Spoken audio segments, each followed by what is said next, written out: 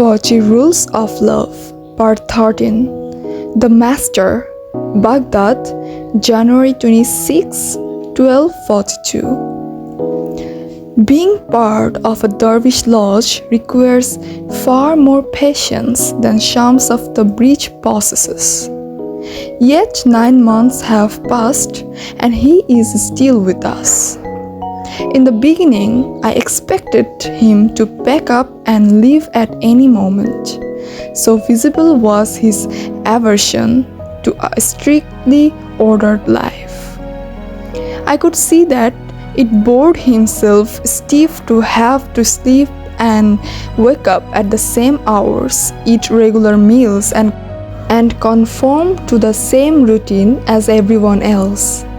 He was used to flying as a lonely bird, wild and free. I suspect several times he came close to running away.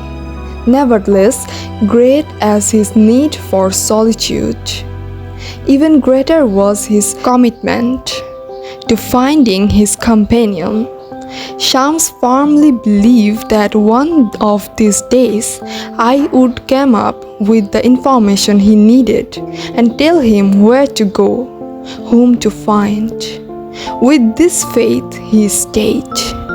During these 9 months I watched him closely, wondering if time flowed differently for him, more rapidly and intensely. What took other dervishes months, sometimes years, to learn took him only weeks, if not days. He had a remarkable curiosity about everything new and unusual, and was a great observer of nature.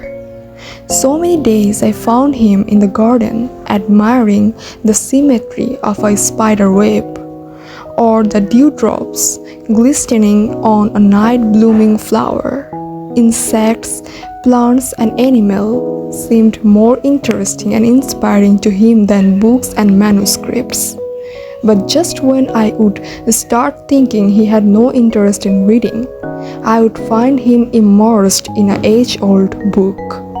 Then once again he could go for weeks on end without reading and studying anything. When I asked him about this, he said one should keep the intellect satisfied and yet be careful not to spoil it. It was one of his rules. Intellect and love are made of different materials, he said. Intellect ties peoples in knots and risks nothing, but love dissolves all tangles and risks everything. Intellect is always cautious and advises, beware too much ecstasy, whereas love says, oh, never mind, take the plunge. Intellect does not easily break down, whereas love can effortlessly reduce itself to rubble. But treasures are hidden among ruins. A broken heart hides treasures. As I got to know him better, I admired his audacity and acumen, but I also suspected there was a downside to Shams' unrivaled ingenuity and originality. For one thing, he was straightforward to the point of brusqueness.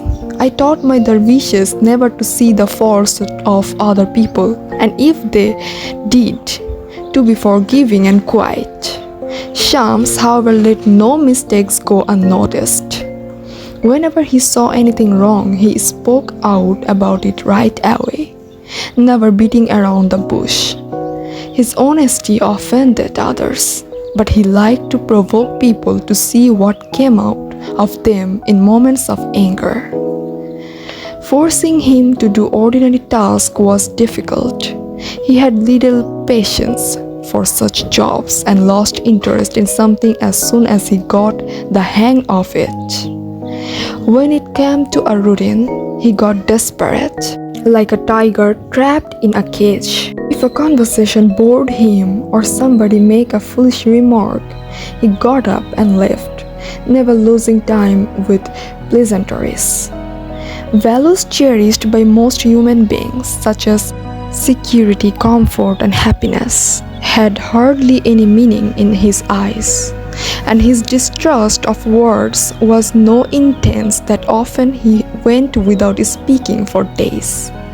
That too was one of his rules. Most of the problems of the world stem from linguistic mistakes and simple misunderstanding. Don't ever take words at face value. When you step into the zone of love, language as we know it becomes absolute. That which cannot be put into words can only be grasped through silence. In time, I became concerned about his well-being, for deep inside, I sensed that one who could burn so fervently might have a tendency to put himself into dangerous situations. At the end of the day, our fates are in the hands of God, and only He can tell when or how we each will depart the world. For my part, I decided to do my best to slow Shams down and accustom him as much as I could to a more tranquil way of life. And for a while I thought I might succeed, but then came winter, and with the winter came the messenger carrying a letter from afar. The letter changed everything.